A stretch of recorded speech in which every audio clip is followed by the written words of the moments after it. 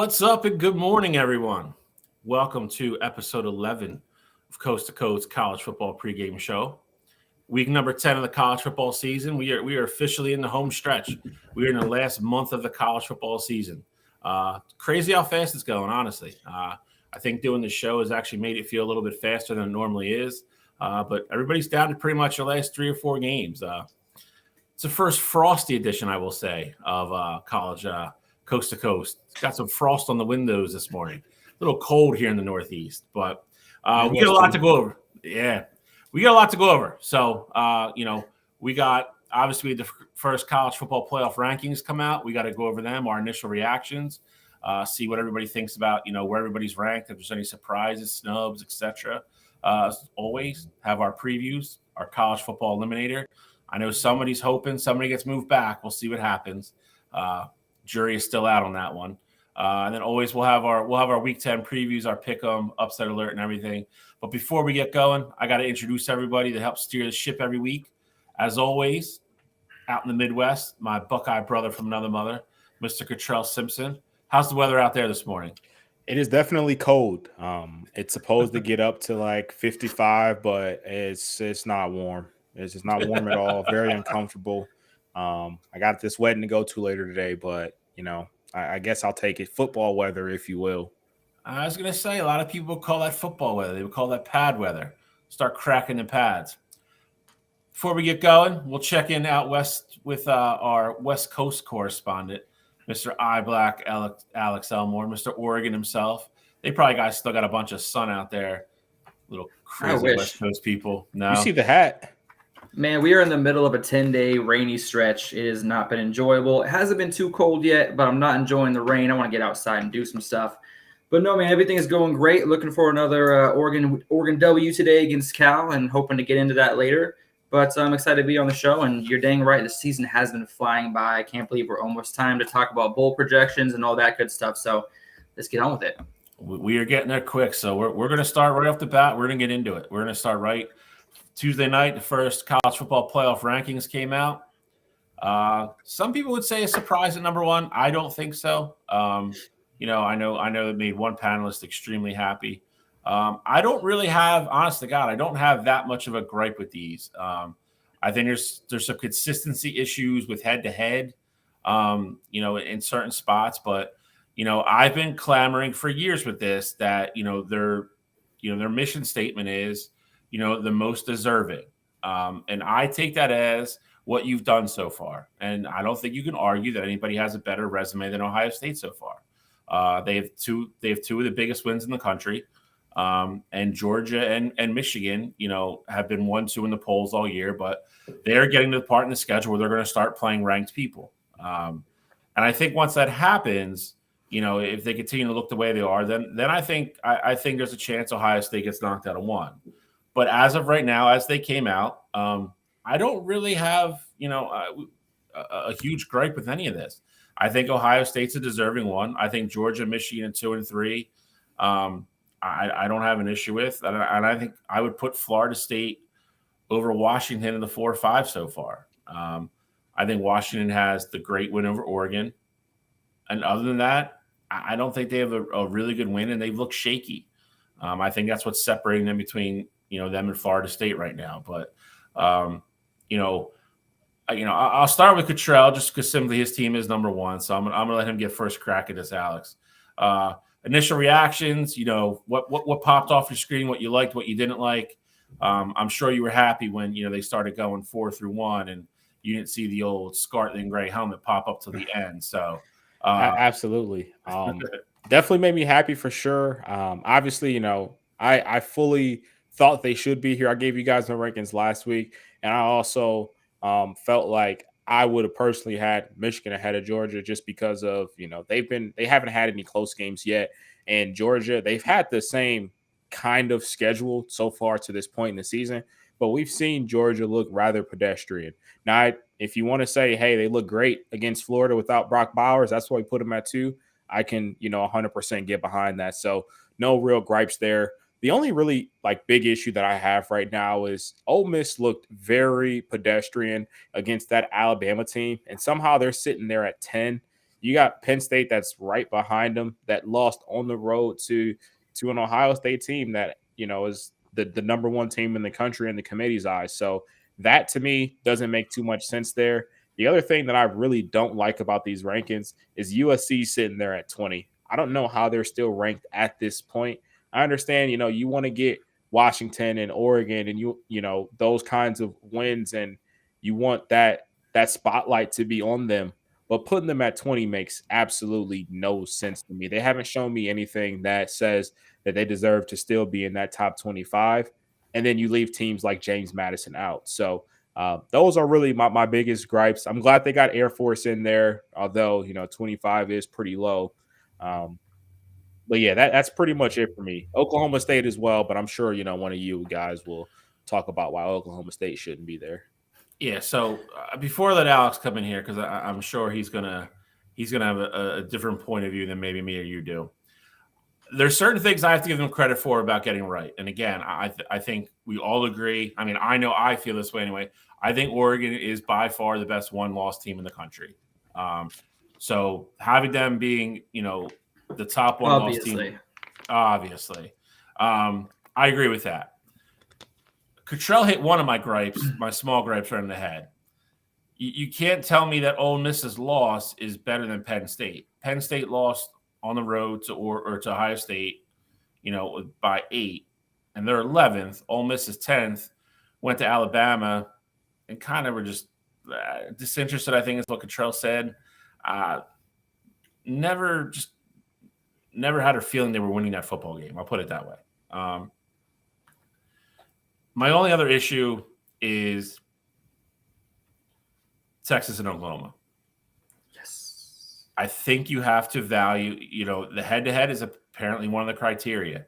They played on a neutral field. I know people are going to say Texas beat, Alabama, who's 8. Okay, it's fine. Then maybe Alabama should be 9 and Oklahoma should be 8. I have an issue with Oklahoma being 2 spots below a team they beat head-to-head just a few weeks ago. And then other than that, I agree with Cottrell. The bottom row minus Air Force and Tulane. I guess I don't have that much of a gripe with UCLA, but 20 through 23 can go. They are in here for, selfish purposes for people on the committee that want people that are playing other people later today to say they have another ranked win. Oklahoma State lost by, I think 24 on its home field to Cincinnati, who's like a 3-win team. They can get right out of here. There's no way they should be ranked 22, but they are because they're playing Oklahoma today. But those are just my small gripes. Alex, hop in here. Tell me why Oregon should probably be number 2, because I feel like that's where you're going. And what else you think, what you like or don't like about the initial college football playoff rankings. No, one thing I'm actually really happy about is that the only argument that we can really have on this show for these rankings are the rankings of teams 7 through 11. I think they got 1 through 6 honestly spot on. Like I said, you could honestly interchange 1, 2, and 3, and I don't think anybody would be too upset. 1, it's so early in the season still. We have plenty of games to go. And I think those 3 teams are interchangeable at that 1 spot, with what they've showed us defensively, offensively, in the games that they've played. Ohio State, very deserving with the 2 best wins of the – they're the team with the best 2 wins on the season, so they deserve to be there. Cottrell, congratulations. This is the one time I'm going to tell you congratulations about that. Now, Oregon, clearly the best one-loss team in the country. They should be number 5 team with, some questionable play calling towards the end of the game against Washington, which is why Washington is the 1 spot ahead of them. Can't wait till they play again later in the season in the Pac-12 championship, but I won't get too ahead of myself. For me, as far as 7, 8, and 9 go, I'm honestly okay with the order. Oklahoma beat Texas on a neutral field. Texas went into Bama, a very hostile environment, and took care of business. And honestly, the reason Texas is ahead of Oklahoma is Alabama has been on a roll lately. And every game Alabama wins makes that Texas win look that much bigger, which is why I'm okay with Texas being ahead of them a couple spots. And like I said, this is not the final projection, or this is not the final rankings. This is the first one. It's going to be moving a lot over the next few weeks with the big matchups we have coming up. On Kansas State, Bill, you said something about teams 20 through 23. They shouldn't really be there. They're kind of just there to boost up some schedules and some, rankings and things like that. I actually really like Kansas State in that spot. I think Kansas State and Oklahoma State Oklahoma State could definitely get out of there. Kansas State could be bumped up to that 22 spot in my mind. Their defense is phenomenal. They got the number 14 ranked defense in the country, allowing only 15.9 points per game. And defense wins championships, and they're going to cause somebody a problem. But like I said, other than that, I'm pretty happy with the rankings. Utah, I think they're right where they should be at 18, even after that blowout loss to Oregon. Just had to throw that out there. But no, I'm cool with it. I don't like USC. Yeah, I'm not a big fan of USC being there. If they are ranked, they think they should be below Air Force. I think Air Force would beat USC head to head right now with the way that both those teams are playing. But again, that's just my ideas of what I'm looking at right now. But we're going to see a lot of changes going forward. I'm just glad to see LSU as the best, as the highest ranked 2-loss team, because that's definitely where they belong. I think my one issue, and I know you have to have a place for everybody here. With LSU, and we're going to get into it with our preview games. Like, I won't talk about the game itself, but LSU is facing Bama, and they're number 8 right now. If LSU wins that game, and let's say everyone else holds serve, and for argument's sake, let's just say Georgia beats that Missouri team. Are we putting LSU ahead of one-loss Louisville? Are we putting LSU ahead of even a one-loss Ole Miss team that lost to Alabama? I know they lost the head-to-head against Ole Miss, but I just don't see where the consistency will be once we get to that point where some of these lower seeds beat those 5 through 11, maybe even 1 through 11 caliber teams. Yeah, I don't disagree. But listen, we've seen that in the past, and there's obviously going to be shakeup on this, because some of these teams are playing each other this week. So I don't expect much to change in that top row next week. Nope. But it's there's other things that are going to move. So I'm going to give them the benefit of the doubt for now, because I think this, for the most part, was a very solid first unveiling. I am curious to see how they're going to start weighting things, though. Like LSU is a perfect example. If they do win later today, how much credit, still being a 2-loss team and getting blown out by Florida State, how high can they really go? Because I agree with you. You can't justify putting them above anybody, in my opinion, from 12 up. But it's, we'll see what happens. The SEC bias is always simmering right under the surface. We see it too much, and if you don't think it's real, then you're just not paying attention. So we'll see. It's going to be an interesting day. Cottrell said something that was really interesting right before we came on air about, I think a lot of people think this is kind of like a calm before the storm week, because Alabama has a loss, LSU has a loss. That's usually a game for the most part where both teams might be coming in undefeated. Georgia, Missouri is kind of like a marquee game that we're going to talk about later. But there's actually some real implications here that I wasn't even aware of. I'll let Cottrell go into it. But this isn't kind of a dud week as much as people would say it is. I'm kind of excited for a lot of these games later today. I think a lot of it's going to, help shake out these rankings. Yeah, I think the one thing that I will be curious too, and last thing I'll say about the rankings, if USC goes out there and they lose to Washington, even if the game is close, let's say Washington goes walk-off field goal, they got a game next week against Oregon. I want to see if the committee tries to squeeze them into that 25 spot just to make sure it's a rank v rank game and catch some people's attention. That's what I'm going to be curious about going into next week, because at that point, I already know everybody has these agendas and things like that. And I'm not even saying this as a shot to Oregon, but this is just a thing that the committee, I feel like they do it all the time to boost those rankings. We haven't talked about Oklahoma State at all. Shallow, you mentioned their loss to Cincinnati, and now they're playing Oklahoma and they show up at 22. So I'd be curious to see how the USC game goes today. And then, if they ultimately lose, are we going to see them at 25 next week just because they got Oregon on the schedule? I just don't. I think there's enough good teams this year. I don't think there's any justification you can put a 3-loss team in these rankings right now come next week. You might be able to in a couple weeks once everybody starts kind of playing each other and, you get a bunch of eliminators and all that good stuff. But through week 10, I mean, if you're 7-3, I mean, you can't be on this list. I mean, that's the easiest way I could put it, in my opinion.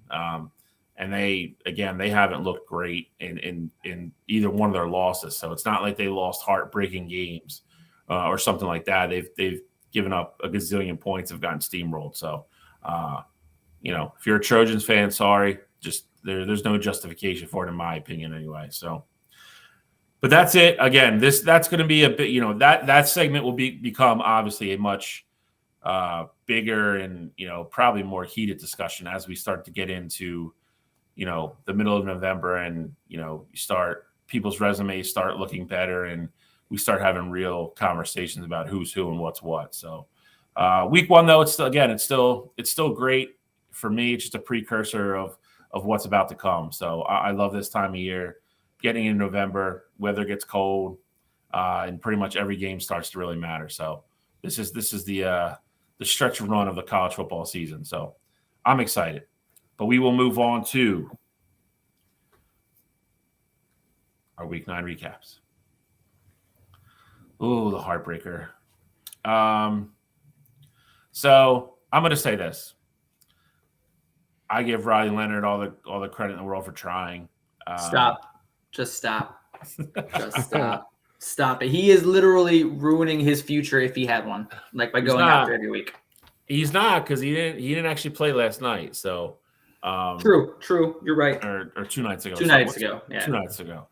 And they pulled off their win against Wake Forest. He didn't play. So I think somebody kind of, again, we talked about this. If they beat Louisville, they were kind of still alive in the ACC. So I kind of get it. They lost this game, unfortunately. And, then I think, the wiser people got into his ear and they were like, yeah, you got to shut it down until you're healthy now. So, Louisville came out, didn't do anything flashy. Came out, ran the ball. Jack Plummer had a solid game, threw the ball when he had to get first downs, keep the chains moving. Just a real solid kind of fundamental, effort from Louisville. Again, I think a lot of it helped the fact that Duke was just not at full strength. Riley Leonard really couldn't, wasn't really mobile, really couldn't get that offense moving. And Louisville just did, this time of year, you get a W no matter how you can. Doesn't have to be flashy. You get a good team like Duke coming to town and you take care of them, a shutout. It looks great on the resume. Louisville did what they had to do, moved on. They're on to this week, and another win for them. Unfortunately, I think Duke was everybody's kind of feel good story. I know it was for me, and they're kind of dunzo now. So Alex is a Duke hater, so I'm gonna let him go last on this one. I'm not a Duke hater. I'll let Control go first. Yeah, I mean, this game went exactly how I thought it was going to go. I wasn't expecting Riley Leonard to even play in this one, and I knew if he played, he was definitely compromised. We all saw the end of the game against Florida State a couple weeks ago, so I don't know why they would have played him in this game. It's good that he didn't play against Wake Forest, but I just feel like Duke put themselves in a position where they weren't in a position to ever win this football game. I had a feeling they would come out, be a little bit demoralized because for all intents and purposes, after that loss to Florida State, their season was over. They weren't going to be going to the ACC championship game. They probably weren't going to be able to, go and even contend for a potential New Year's Six game. So, they really had nothing else to play for. You talk about giving, Riley all the credit for going out there and gutting it out. I hear you. I really do. But, I think he should have shut it down. But honestly, I think that team would have potentially had a better chance to beat that Louisville team. I never thought they would win. I thought Louisville would win rather convincingly. And so, I got to give credit to Louisville for just taking care of business, moving on to that next spot, because we haven't really talked about it. But maybe this is the team that we're going to see represent, one of those sides in the ACC championship game. So take care of business, move on to the next week. Who would have thought that Florida State's probably going to get, Louisville in the final. Nobody had that on the bingo card. Nope. But on top of that, like probably going to get a boost if they beat them. Like it's not a normal sentence you usually hear, but Alex, Duke, big old goose egg. What do you think? Hey man, honestly, I got to give Duke's defense as much credit as possible. I know Duke lost this game, but that Duke offense could not stay on the field, and by the third and fourth quarters, that Duke secondary and looked absolutely exhausted. Louisville had the ball for 36 minutes versus Duke's 23. They could have had no ball control. The defense was living on the field all game, and then Louisville showed that they can do exactly what it takes to win a game. I said it wasn't the prettiest win in the world. Jack Plummer's stats don't look flashy, but Jawar Jordan, 21 carries, he really took care of the ball, 163 yards and 2 touchdowns. And, of course, you got Jamari Thrash doing what he needs to do, having 7 of those 11 completed passes. He caught 7 of those for 73 yards. That Triple J attack is brutal over in Louisville. I'm excited to see what they can do the rest of the year. It honestly is a shame. I'm not a Duke hater. It is a shame, though, to see what Duke looks like without Riley Leonard, just like without him leading the way, their team just seems flat. I'm glad they were able to pull off a win versus Wake Forest, which I believe got them to be bowl eligible. So hopefully Riley Leonard can kind of rest up and get ready for bowl season and come out for that last game of the season and really ball out. That's what I'm hoping for. That leads me to my next question. Do we see Riley Leonard play again this year? If they make a bowl game, yeah, I think he would want to go out the right way. I think he deserves that. I mean, this is a very senior group, and Riley Leonard is one of those very leadership guys, and I think if they make a bowl game, he plays. I'm not going to lie to you. I think there's a chance that he plays. I think they got North Carolina next week. I think there's a chance he plays in that game. Yeah, I mean, you have to look at it realistically. He played 2 weeks in a row, and then they shut him down Thursday night. So, I mean, you have to think at some point, even with him playing, the ankle's still a little bit better. And I do kind of agree with Cottrell. I think it's, give him off on the Thursday night game, give him a full, 2 weeks to get ready for North Carolina. I wouldn't be surprised at all either if he suited up. But if not, if they do shut him down, then I do agree with both you guys. I think he suits up for the bowl game. That senior, for lack of a better term, I mean, that senior class that's about to leave that program is probably one of the most successful classes, if not the most successful class that Duke football has probably ever had. So it'll be, I do think they'll all play together and want to go out together. So be curious to see. I would love to see Leonard versus, May, Duke versus North Carolina. Not quite the hype of the basketball rivalry, but it would be the football rivalry would have some heat behind it this year. So it'd be fun to watch. And North Carolina is falling just like Alex told us they would. Talking about yeah. I mean, that's kind of that. Not to get back to the polls, but I mean, like, USC and UNC have pretty much done the same exact thing the last 2 weeks. How is one still ranked 20th and the other one's not ranked? Food for thought. But let's go to the next game. Georgia, Florida. I thought Georgia was going to win. I didn't think Georgia was going to look that great first time out without Brock Bowers. Carson Beck had a huge game. Defense is kind of starting to, I guess, round into form, I guess, if you want to say. And then, listen, I mean, Graham Mertz, I think, had a better game than I thought he was going to, but it was just too much Georgia. Like I said this in the preview last week. Florida doesn't have one of the defenses that we're used to seeing Florida have. Florida's kind of always been that team that offensively you never know what you're going to get, but their defense is always loaded with super freak athletic kids that can play, and the defense wins them a lot of games, and they just don't have that this year.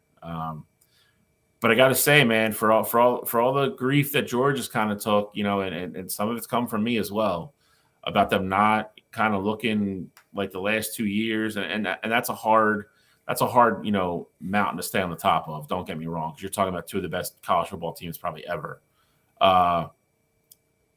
But this team played a little swag on last Saturday. They had an attitude and they looked a lot better. This was the first time, in my opinion anyway, that I think they really looked like a college football playoff team. And they gave it to Florida. Alex, what do you think? I think it was nice to see what Georgia looked like without Brock Bowers. We were kind of talking about it for a couple of weeks since they had the bye last week. What were we going to get? And I think honestly, Lad McConkey, the best name you're going to hear all day. He came back at the right time after after missing 4 games. He's kind of gotten his feet back underneath him. And last year he had 762 yards receiving and 7 touchdowns. So with him back in the lineup, it looks like Carson Beck has found his new go-to with Lad McConkey there, who had 135 yards receiving. And that actually surpassed his total receiving yards he's accumulated for the season. So I look forward to see how those two can build a relationship going further into the season. And you're right. Graham Mertz did not play terrible. I was hoping that they would start running the ball a little bit more. They opened that game with the opening interception touchdown. On Georgia's first drive, Florida took it back for the interception touchdown. But other than that, I really have nothing to say. I thought this game would be a lot closer. I actually picked Florida to win this game. And I'm really impressed with Georgia. And honestly, Georgia's on my radar now. Before I was waiting for them to lose the game. I don't know if they're going to with the way that this offense looks without Brock Bowers. This is probably one of the most efficient performances they've had all season. So Cottrell, yeah, knowing what you saw last week, and obviously watching them play and actually kind of finally show up and look like Georgia. How I want you to give you a recap, but after that, how big of a gap do you think there is between Ohio State at 1 and them at 2 in terms of like the committees looking at it? Because a lot of people, I'll be honest, a lot of people thought after this game, with them kind of looking like Georgia, that they were going to hold on to the 1 spot. Yeah. So, I mean, I'll say like about this game specifically, Georgia's defense coming out looking the way that they did, especially early on. I kind of, had a feeling that was going to happen. I wasn't expecting their offense to look as fluent as they did with the loss of Brock Bowers. Georgia got the running game established pretty early. Dejon Edwards, he was really, cooking early on in this game. Those 2 touchdowns, I believe both of them came in the first half, and the one was off of the turnover from Florida. And, Carson Beck and that Lad McConkey connection. Lad was Stetson Bennett's second favorite target last season. I know Alex brought up the stats, but if you just look at the games, you could see that Lad McConkey was that guy to really be the vertical threat for that Georgia team. He was the guy that they would send on the go routes to try and get behind some secondaries, and a guy that you could really trust to really find the soft spot in zone coverage. So I definitely, think it was very helpful for them to get McConkey back this week. But I think the biggest thing for me was Georgia establishing that run game. I really feel like they're going to start to lean on that. And if you have a good run game going, then that's going to make that job so much easier for Carson Beck. And so definitely will be interesting to see, ultimately how Georgia looks moving forward. Can they, keep that momentum going? I think I want to say this without taking credit away from Georgia. I think it's easy to get up for a rival game that, there's so much hatred, for these teams in this game. And it's the first game without Brock. So I'm sure them on their bye week, they heard all the noise about that Georgia offense is going to struggle without Brock Bowers. They're not going to be the same, this and that. Let's see if they're going to be able to continue that, moving forward, against, teams like Mizzou. And again, Mizzou is number 12 now. So they got that bulletin board material. But just moving forward throughout the year, I'll be very curious to see if they'd be able to keep that consistency. Now, as far as the rankings go, I don't think Georgia and Ohio State are far at all in the rankings. Now, with that said, I do think that Ohio State's resume is proven, at least to this point, to be far, far better than Georgia's. But Georgia, the next couple of weeks, they gotta beat a Missouri team, and they gotta beat a Tennessee team as well. And Tennessee isn't the same team that they were last year, but those would be 2 quality wins and 2 ranked wins, 2 legit ranked wins at that, where I think, if they go out there and they dominate that same kind of way, I wouldn't be surprised at all if they found a way to put Georgia back in that number 1 spot. So I was just going to ask you if they beat Missouri later this afternoon comfortably, do you think Ohio State holds on to number 1? I think it depends on how they look against Rutgers. If Ohio State goes out there, they beat Rutgers by 21 plus points, I don't think they move Georgia. I think everything stays pat because, essentially, if you think Ohio State has the better resume at this point, they have 2 top 10 wins. If you think they have a better resume than Michigan right now, then they're up 2-0, especially like in that big game category. So I don't think they could do it this week. But if they go out there, if they beat, Missouri handily, and then they go beat Tennessee handily, I think that would be when we start to look at the committee thinking about moving Georgia up to that one line. I think next week could be very interesting. But let's get on to the next game. I appreciate your honesty, even though it was extremely biased, but it's fine. Was it? Talk about bias. What a segue. True. I'll be honest. I saw it coming. You see them beating everybody by 21, so you really don't matter. I told you, it's a numbers game. You're bound to be right eventually. Yeah. It's like Tinder. I thought Oregon was going to win the game. I thought Oregon was going to win the game because the way I broke it down was kind of a very layman's terms, but I thought this was the first complete team that Utah played. I think Utah, not they got away with, because I think Utah's a very good football team. I think Utah played teams that, one unit was really good, but the other wasn't. And Utah was very good at exploiting the unit that wasn't. Oregon was going to be the first team that they played that had a very good offense and a very good defense. And you see the result. Just too much. Bo Nix, another very efficient game. Bucky Irving, another efficient game. Just too much too soon.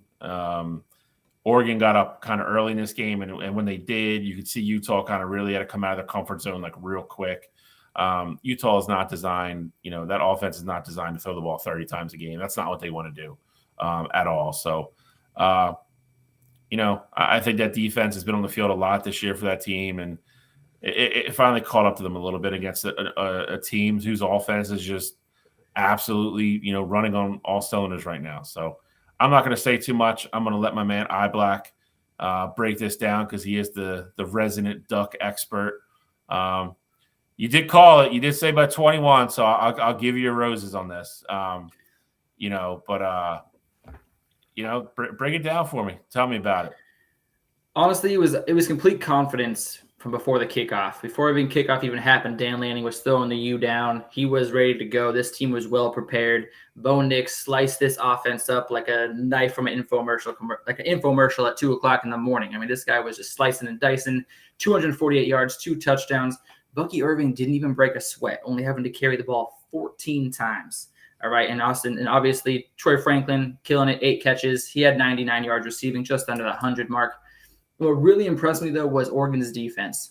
I thought Utah would have a little bit of success on the ground, and I think that's how they would kind of get their points. I thought they'd score right around between 14 and 21 points. That's what I thought they would get, being that Utah's offense has looked better over the last couple of weeks. However, Oregon's defense completely stymied them, holding them under 100 yards.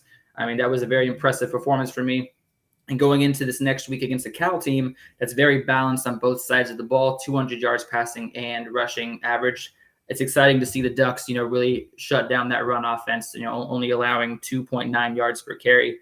So I'm excited that the Ducks won this game, but not that they won it. It's more how they won it in absolutely dominating fashion. 7 different receivers caught passes from Bo Nix, and they were 50% on third down, and they held Utah to only 5 for 15 on third down. They got them off the field. Defense is well rested going into next week. Offense is rolling. I'm excited. Yeah, and I think the biggest surprise to me was that Utah defense giving up 35 points. And I told you guys last week, I thought the under was pretty much a lock because it was going to go one of two ways. It was going to be a low scoring game where both defenses were super stingy, or Utah was going to be consistently getting off the field pretty quick and giving the ball back to Oregon, and Oregon would go score. They give it back to Utah, and they continue to struggle. It just so happened that the latter was the case, and I'm sure Alex was very happy to see that. But I mean, I think this just kind of confirms what we already knew. Oregon is a very good football team, and that Utah offense. I know I've said it before. That Utah offense is just kind of a Jekyll and Hyde kind of team. Bryson Barnes has looked good some weeks. Other weeks he's looked rather pedestrian, and Utah still find a way to win those lower scoring games. Like, biggest one that comes to mind is the game against UCLA. They won that game 14-7, and it was by no reason of Bryson Barnes. So, Utah, they're really just showing you what they are right now. They're going to fight hard. But for Oregon to go to Utah and put forth this kind of effort, it's impressive. And this is one of those wins that Oregon is going to look back on that could potentially be, a pivotal moment in their season. Yeah, I mean, listen, Oregon has to take care of themselves. That's all they can do right now is worry about themselves. And if they win out, they get another crack at who's ever going to show up in the Pac-12 championship game. So I'm sure they're rooting for other people. Not to mention any names, but rooting for a Washington loss here, there, or something like that. But they still control their own destiny. If they win out, they'll be the number 2 team, and they'll make it, and they'll get their chance no matter what. So. Got to give them credit, staying the course and taking care of who they're supposed to take care of. So they're a good football team. They're a good football team. I would say this: it's not a team that I don't think anybody would be really anxious to play right now. And that's all the credit I'm giving Alex on one show. So we're going to the next review. Oh, come on.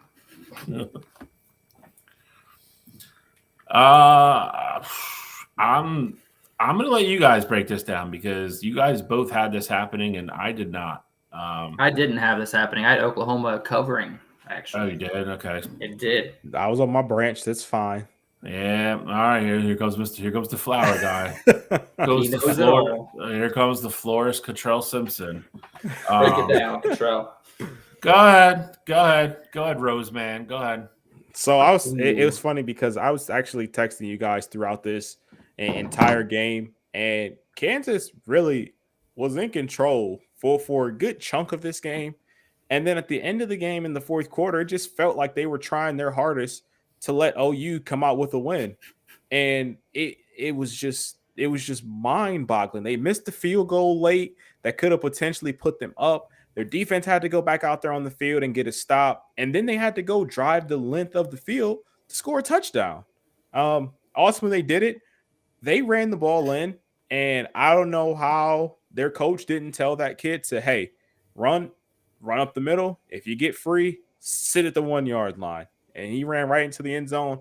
OU ultimately had a shot to go down and, try and go win the football game at the end. Obviously, it didn't happen. But, I mean, it just kind of reinforces that point that, I like saying it is so hard to go undefeated in a season, no matter how good your team is. And so, I know we keep seeing it with certain teams. Ohio State has done it in the past. Michigan did it last year. Georgia did it last year.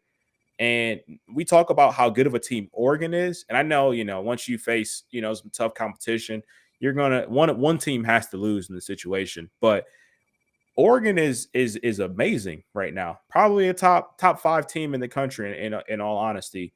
And they have one loss on their record already. We see Washington's been struggling on the past couple of weeks. It's just one of those things that happen. And when you go on the road in an environment like Kansas where they really have nothing else to play for, this is their Super Bowl. And so, that's ultimately why I picked Kansas. But this isn't going to be the end of the road for this OU team. They still got the Big 12 championship firmly in their sights. And if they go beat Texas again, who knows where they ultimately end up. Yeah, I mean, this game was hard to watch if you ask me, because of that hour and a half long weather break. Absolutely, kind of ruined the momentum for me. And ultimately, when they came back from that weather break, Oklahoma looked like a totally different team. They had our own little extra halftime to kind of prep that defense, change some things up, and they looked a lot better after that. I know, Bill, I'm sorry I cut you off there. I just wanted to say this because I was trying to watch this game because this game, like I said, I had Oklahoma covering. I never root for Oklahoma, so this was a one-off, and I'm never doing it again. Dylan Gabriel, 14 for 19. They really ran the hell out of the ball. 55 rushing attempts, averaging 5 yards a carry. Had 269 yards rushing. Oklahoma looked great on the ground. And as soon as they said that weather break happened, they made some changes, and this game was back and forth the whole way. And Cottrell, just like you said, though, Jason Bean, don't let him throw the ball, man. That dude has 4 interceptions in the last 2 games, and I would not trust him if I was Kansas's coaching staff. But Devin Neal did what he needed to do, and it was honestly an exciting game. I think this is probably for me the game of the week, in my opinion. The back and forth, towards the end of the game, and really in the second half, the defenses on both teams really stepped up. Bill, back to you, man. No, I just wanted to touch on the one point that Cottrell was talking about, like how hard it is. And I don't think people realize. I think people look at some of these teams and they go, "Oh, like they're so much better than everyone," and they just go out and win. And it's so much more than that. You got to realize these kids are going to school every day. Like they are kids. Like some of these kids that are playing on these teams, that are really good. They're 18, 19 years old. I mean, they're kids, and you saw it with Notre Dame this year. It was just emotional game after emotional game, and they just ran out of steam. They went to Louisville and just got thumped, and it happens. I mean, it's for the really special teams to get through. Some of the schedules these teams have. And that's what they are. They're special. I mean, it is not easy to do, man. There is not this huge gap between all the good college football teams like people think it is. I think you would look at like take Ohio State and USC. All right, they're separated by 20 spots in the rankings. If USC has a good defense or a defense that's a little bit older or just with a couple more good players, they're probably a top 8 team. But if you put them on a neutral field right now, Ohio State would kill them. But when people look at it and they go, oh, like 1 versus 20, like it's just some huge gap. It's not. A lot of these teams are very, very good, and football is. It's a game where a million different things happen during one single football game. And if too many of them go against you, no matter how good you are, you could still lose the game. So I thought that was a really good point by Cottrell. I just wanted to jump on the end of it. But, thank you. I think that is, it's just just rename the Cottrell podcast. Well, I mean, honestly though, like Oklahoma, this loss is honestly a pretty decent loss. Kansas is a great team, but honestly, Oklahoma shot themselves in the foot. They had 11 penalties for over 100 yards. I mean, that's stuff that you can control, going forward. That's stuff you can fix. So, I mean, like I said, those 100 yards definitely played a part in, continuing drives that led to scores. And I think that's something that the coaching staff can kind of clean up. So I'm not definitely not out on Oklahoma by any stretch of the imagination. No, and Dylan Gabriel had a pick 6 too, so like that's going to be something that's uncharacteristic as well. So that was the opening pick. Yeah, his worst game by far this year. And we kind of said it last week too. They've kind of been on that ledge of kind of been asking to be beat, and they got their wake up call. So they got another road game, which we're going to get into here in a couple minutes probably. But they still control their own destiny. If they win out, they'll get another shot at Texas. So we'll see what happens. But I believe it is college football eliminator time. Probably the most fun segment on the show. Let's see if Alex got his wish. Come on. No, you are terrible. You are terrible. Why does Utah not have an X through their name? Put Oregon on the other side. Come on, this is ridiculous. And Utah does for sure need an X. Utah needs those. We got Duke, yeah. So Utah needs an X. Penn State, Oregon, and Alabama still have a shot to get back, and Texas have a shot to get back. Well, Ole Miss, I guess, too, if they win. So that's all accurate. Left side, man. Terrible. These guys are. We got some elbow room, Bill. Yeah. It's like they got the first class seats. They can spread out. It's like Qatar Air. You got the beds that lay down. You got your own TV and stuff. Yep. That's what we got over there. So, Washington, a little bit of a tricky game today. Florida State, I think, is Florida State even playing? Are they? Are they there? Where's Florida State? Pittsburgh. Florida State's got some. They're Pitt, aren't they? Yeah, Pitt. I believe so. Michigan's got Purdue. Ohio State has Rutgers, and Georgia's got Mizzou. So, I would say for the 5 of them, I wouldn't worry too much, but they're kind of tricky games. But we'll get into that in a little bit. Alex, I'm sorry. The Green-O's got to stay there for at least one more week. We'll see what happens. Doesn't.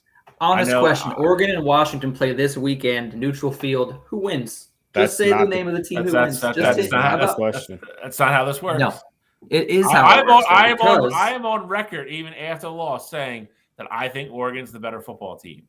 And I think if they play again, I think, especially on a neutral field, I think Oregon will beat them.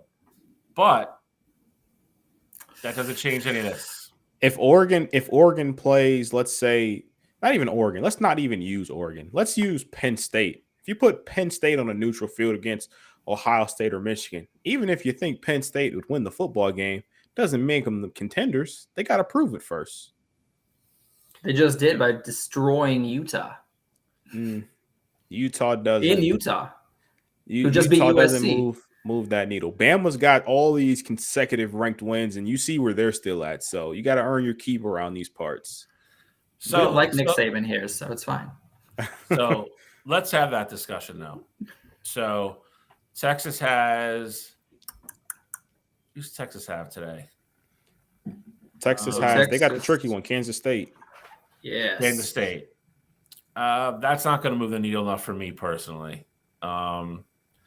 Ole Miss has A&M. Ole Miss has A&M. Yep. A&M. So 3-point favorites. That's going to be Vegas think that's going to be a banger. Yeah. OU goes to Oklahoma State. That is definitely not going to move the needle for me. Penn State has actually Penn State's off, I think. They play. I think they're off today. I think it's their bye. And then obviously they have Michigan next week. No, they got Maryland. Penn State. Maryland. You're right. Tricky game. If Alabama beats LSU, is it enough? Yes. Alex? If Alabama beats LSU, no, because Oregon beat a Utah team that was ranked in the same spot, and you said no, it wasn't good enough. So the answer is no. My goodness. I guess just saying, you can't. You have double standards, all right? You can't say the Utah win's not good enough, but the LSU win is. Come on. That's not just that though. Like since Alabama has moved over to that side, they've beaten a ranked Tennessee team, they've beaten a ranked Ole Miss team, and so this will be the third ranked team that they've beaten. All right. Since they've been a pretender. I'm gonna stick up for Alex on this one. But we all agree Ole Miss shouldn't be ranked 10. I understand it's LSU, but it is a 2-loss LSU. So if you're saying going on the road and dismantling a 1-loss Utah team isn't enough, is really beating a 2-loss LSU team at home enough? Tennessee's already crossed out. Tennessee's that team that's going to win 9 games, and the 3 good teams they played, they lost to. That's what Tennessee's going to end up being. Tennessee's crossed out because they lost to Bama. Utah would be crossed out because they lost to Oregon. Like you can't just go off of just because they lost to these teams. All these teams over on this right side already has but I'm talking about quality though. That's my point. Okay, so let's not even. Ole Miss shouldn't be 10. Ole Miss shouldn't be 10. Hold on. You said because you're going off. You're going off what teams have done. I understand Alabama's beat Tennessee, but how good? My point is, how really good is Tennessee? How really good is Ole Miss? Those are my points. Okay, that's perfectly fine. Is Ole Miss a top 25 team in the country? Yes, absolutely. Is Tennessee a top 25 win in the country? Yeah. Is LSU a top 25 win in the country? Yeah, they lose this week, maybe not. That's 3 losses. As of now, is LSU? Could you put 24 other teams on the field with LSU and fully expect them to beat LSU? No. So my thinking is here, you go three straight, not back to back, but you got 3 top 25 wins. No matter where you rank them, actually, you got 3 top 25 wins. That should move you back over, because if that's the case, if that doesn't move Bama back over, then at this point, just looking through the schedule here, Oregon shouldn't get moved back over into the Pac-12 championship game because all they got left is USC. Whoa, they got Oregon State as well at the end of the season. Can't forget about that rivalry game. So Oregon shouldn't get moved back over to the Pac-12 championship game because all they got left is USC. Utah is ranked higher than any team Alabama has beaten this season. So you can say all this ranked stuff. Yes, when they beat them, you can't say it doesn't matter. Ole Miss is number 10. Utah's not 10. Utah's not 10. You can say it's not enough. You can say it's not enough. You can't say it doesn't matter. Right. Now, what I was saying, Trail, is at the time of the win, Utah was the higher ranked team at the time of the victory. From the AP poll? So now we're going off the AP poll rankings. Man, you're just doing anything you can to find a way to not agree with Biller. And it's cool. Yeah. I'm not officially on your side. I'm just saying you're making valid points. Well, Bill, come on, man. This will obviously get voted on in the group chat between now and then. But no, I mean, but look, you can't say the AP poll because that's how you get ranked wins before the college football playoff comes out. I get that, but I'm saying right now, LSU has 2 losses, Tennessee has 2 losses, Ole Miss has 1 loss, and all 3 of them are ranked ahead of Utah. So if the college football playoff committee, if they think that all these teams are better than Utah, why aren't we taking that into account? I'm not saying that we're not. I'm not necessarily disagreeing with you. I was simply pointing out that Alex, if you're going to go down, break it down by semantics, he was bringing up some very good points. I'm just saying, I think you have to beat multiple teams, and I've said that before. I said after the last Bama win, I said after they beat Tennessee, they should have got moved back over. For Oregon, them beating one team, how can you justify moving them back over? And if that's the case, if that's the standard that we're keeping with Bama, then Oregon, I would say, me personally, how I feel about it, after Oregon beats USC, that's when I would move them back over to that contender side, no matter how I feel about USC, because that is a good win. When you have to go to the Coliseum and beat Caleb Williams, Utah doesn't have Caleb Williams. Utah just beat USC in USC. I get it. But you gotta, if you go to the Coliseum and you beat Caleb Williams and that USC team, and you beat Utah, you compound those two. It's not just one or the other. Beating Utah, like Utah is not the standard here. Who had Utah in their Pac-12 championship game? Utah is the defending back-to-back Pac-12 champion and just beat USC, which means that anybody can go in there and take that. I don't care about the past. I care nothing about the past. You can say that, though, but at the same time, then you'd also have to acknowledge that we were all dead wrong about USC because most of us had USC as the Pac-12 champion. Some of us had them in the playoff or like the first team out. USC is not a good football team. They're a good offense with a great quarterback. They're not a good football team. They're, in my mind, they're a top 25 team, and so that's why I'm saying I think. So if they lose again later today, they have 3 losses. You're still putting them there. If Oregon beats USC next week, that is still a quality win in my mind, and that would move Oregon. That moved the needle for Oregon to get back to the contender side. Who does USC play today? USC plays Washington. Yeah, so Washington beats them. They're now a 3-loss team. And you're saying Oregon goes in and beats them again. That's a 4-loss team. And you're telling me that's a quality win? That's 4 losses, dude. They're not good. Losing to Washington isn't this just thing that I'm just going to sneeze at. Washington's a top 5 team in the country. But my point is then, who is USC beating that's good? So the 4 teams you're going to give me Utah, Washington, Oregon. Who's their other loss? They lost the game if they shouldn't have. They lost nasty one. They lost Notre Dame. No, they got smoked. They got smoked by Notre Dame. That's right. They got smoked by Notre Dame. So the 4 good teams they've played at that, if it all holds, that means they've lost to every good team they've played, and they beat teams that aren't good. Like you can't tell me USC is a good football team anymore. Then they're not. They have a great player. They have the number 1 draft pick on their team, but as a football team as a whole, they're not good. I'm saying that if this game later tonight. Let's say it ends 41-40 Washington win, and then Oregon beats that USC team next week. That's still a quality win in my book because regardless of, did they meet expectations? No. But if you put USC on the field we look at the top 25 right now, you put them on the field with Oklahoma State, who you got winning that football game?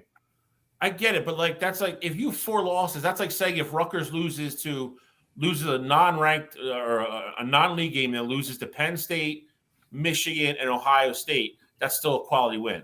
I'm not even making that case, and they're the only good team we've beat so far. Like that's silly. Rutgers that's a 4-loss. Rutgers is not USC. Rutgers doesn't have Caleb Williams. Williams, but they have a defense that can tackle people. That is true. Caleb Williams is that guy, though, where you put him on any team in the country, they got a shot to win a football game. That's right. So that's what I'm trying to tell you. They have a pretty good offense with an amazing quarterback who's going to be the number 1 pick. Don't tell me they're a good football team, though. They're not. Now that he beat Washington and beat Oregon, okay, cool. I'll come back here and be like, I was wrong. I don't think it's going to happen because I'm just saying, if you feel that way, that's perfectly fine. My point, that just kind of further proves where we're at, though, because if that USC win means nothing, we're not looking at Oregon moving back over to that contender side into the Pac-12 championship game, because even if that LSU win doesn't move the needle for Bama, then that means we're not moving them over to the SEC championship game. So an Oregon wouldn't be moving over anytime soon if that's the case. That's where I'm at with it.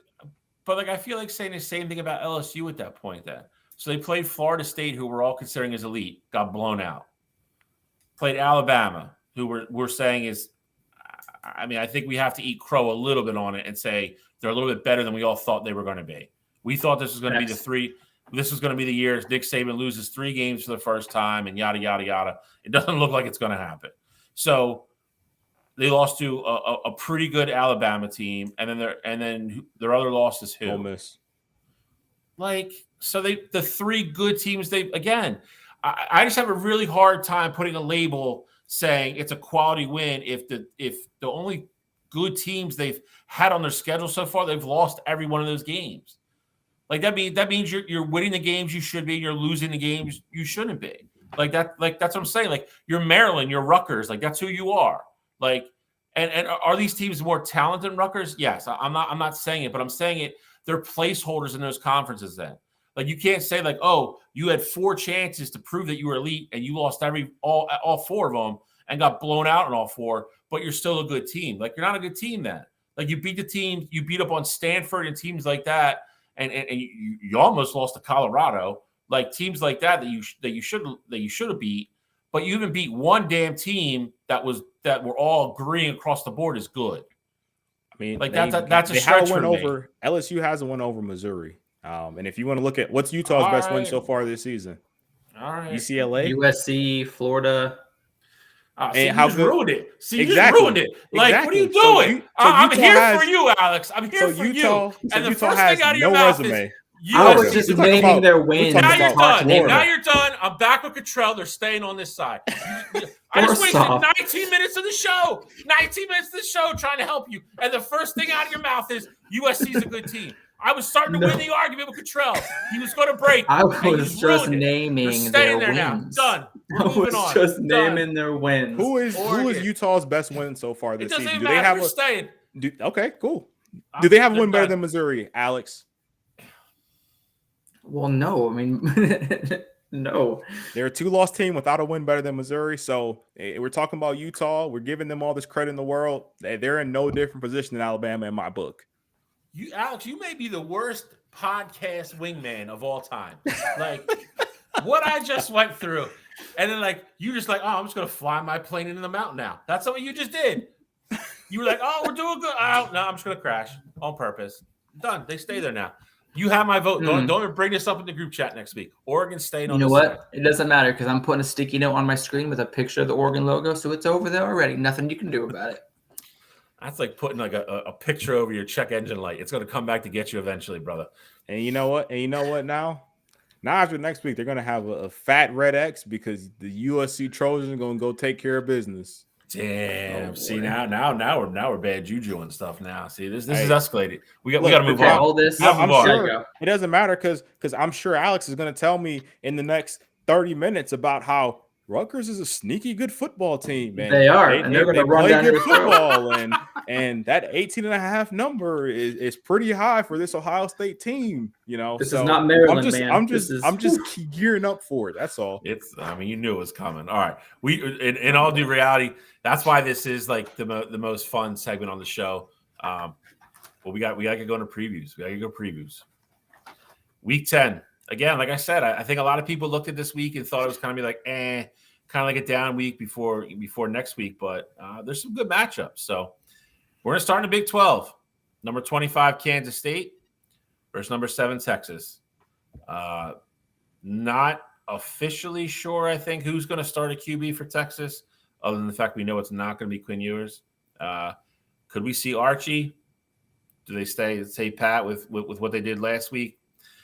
Does Kansas State have enough to go into Austin and get it done? And I think that, if I'm being quite honest, is the more important question. I don't think Texas can expect to score more than 24 points in this game. So for me, the question I have for both of you is, can Texas win a 24-21 game? Is that realistic? A 28-24 game? Is that realistic for them without Quinn Ewers? Is that enough in Austin to get it done against a Kansas State team that, if we're being honest, and I'm not saying it's going to happen this week, that's not what I'm saying. Kansas State has one of these wins every freaking year. Every year. They go like 7-4, but every year they beat Oklahoma or they beat Texas or they beat somebody they're not supposed to every year. Is this the week? What do you guys think? No, it is not the week. You talk about teams, so far this season where they face good teams and then they go out there and lose. That is Kansas State, who have been their two biggest matchups so far this season. Missouri team, which was a banger. Don't get me wrong. The game was absolutely phenomenal, and they had every opportunity to win that football game, but they lost it. To be honest. And the other team, the other good team they've played so far this year, none of us even think they're that good, and that's Oklahoma State, and they lost. So that's it. Outside of that, they've played nobody else all season. I like what Kansas State does defensively. Like, I'm not saying they're a bad football team, but the only reason why they're ranked right now is because they got a game against Texas this week. That is all that is. If they were playing BYU or going to play SMU or just one of those other just small group of 5 schools, they wouldn't be ranked right now. And so even with, Texas not having Quinn Ewers, I fully expect Texas to take care of business, especially at home. I think that their running game, they do have it, rolling in the right direction. I think Texas is a team that they're going to play rather smart. Murphy's going to take care of business, take care of the ball. And I think it's going to be too much for that Kansas State team. I got Texas winning rather comfy. I think spread's only at 3.5. I think Texas covers by at least a touchdown. All right. Alex? See, I'm really happy that you said that because I love thinking differently than you on games. It makes things so much more interesting because I actually see things a little bit differently.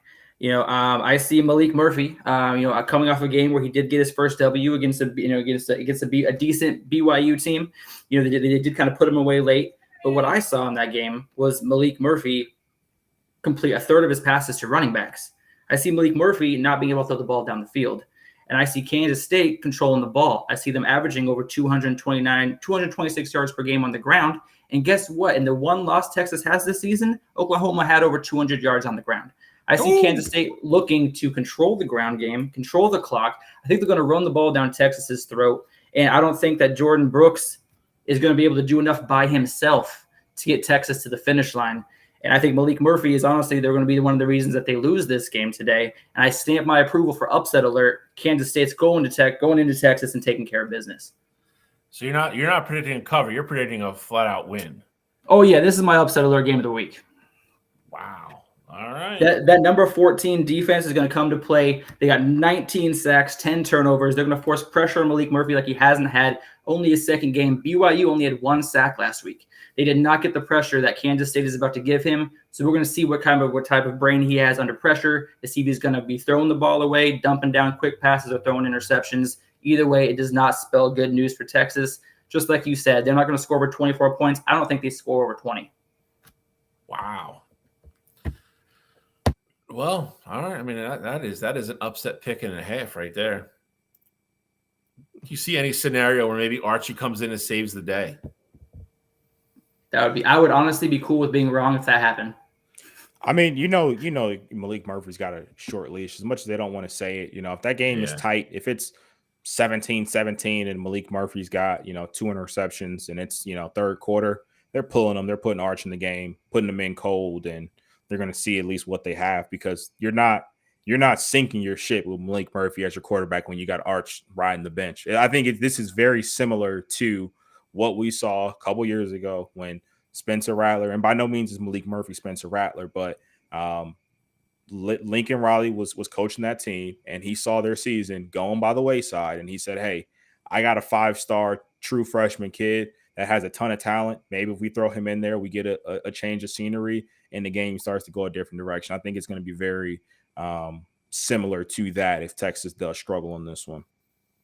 I agree. I think Steve Sarkisian's saying all the right things in public, but I think behind the scenes in those meetings and coaches' meetings, I don't think if any point they feel like this is slipping away or getting away from them. and they don't have certain parts of the playbook they can call with confidence, I think you get an Archie Manning sighting for sure. Well, see, Bill, I hear what you guys are saying, but if you guys are listening or checking or reading the press conferences they have, when they talk to him about Arch, I don't hear the confidence, or I don't hear the, oh my goodness, his practices are going through the roof with accomplishments. I heard him say a couple weeks ago, oh, Arch had a good practice the other day. He's not saying things like, oh, he's practicing good every day. He's saying, oh, the other day he had a good practice. I don't think Arch is ready yet. If I'm completely honest with what I'm hearing one thing, and he's kind of leading me to believe another. So I'm not sure if we see Arch, even if the game, unless the game's a blowout, I don't think we see him.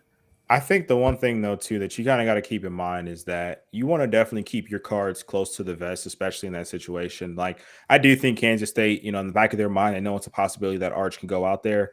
But the other thing, too, is that, Arch is a kid that's 18, 19 years old. You can't just go out there and say that, he's killing it in practice and things like that. Because if that's the case, then you're going to have people not only in the media, but on your own roster wondering, if he's having such great practices, why isn't he our starting quarterback? And we know he's a 5-star kid, and we know Quinn went down. So if we, there's people like Alex, you mentioned that, you saw with your own eyes that Malik Murphy was checking the ball down a lot. So if Sark goes out there and he says, hey, Arch is killing it in practice, and, he's looked great, and if there's a situation where we got to put him in, we feel more than comfortable doing so. One, you're going to put that target on Malik Murphy's back, even more than it already is. Like, I'm sure he's already looking over his shoulder, and Sark is saying all the right things in the media. So I think that's kind of to avoid distraction, but it's also to keep everyone on that Texas roster on the same page in terms of, hey, if we think Arch is killing it in practice, why isn't he our starting quarterback? I agree. And that's one of the reasons. Go ahead, Bill. No, I think there's a little bit of gamesmanship involved with it as well.